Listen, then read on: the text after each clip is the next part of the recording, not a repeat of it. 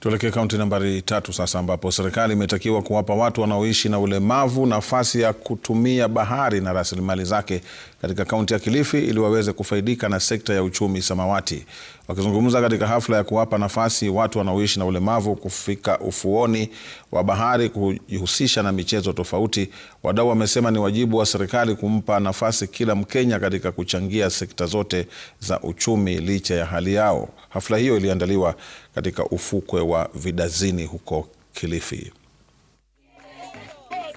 Wenzetu wenye uatilifu wameishi wengi wakiwa hii kaunti ya Kilifi, hawajapata nafasi hata kufika hapa kwa hii bahari ama bahari nyingine, kwa sababu mtu wa nyumbani kuanzia mzazi anahisi kwamba huyu ni mtu mwenye uatilifu, hawezi akafika baharini ama hastahili kamwe kufika baharini, maana bahari ni ifike yule mtu mwenye ana uwezo. Madhumuni ama lengo ni kusukuma serikali zetu za kaunti na za kitaifa katika kutujumuisha katika masuala yote ambayo yanahusiana na uchumi samawati. Sasa leo tutakuwa kwa bahari kwa sababu pale tumekuwa tukiongea maneno ya blue economy, na tunataka kuonyesha taifa nzima kwamba hata wao wenyewe wako na uwezo,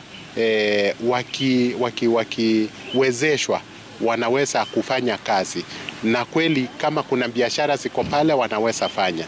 Hususan katika sherehe hii ambayo DIWA imeweza kuandaa ni kwamba katika masuala ya blue economy kunaweza kuwa na matatizo.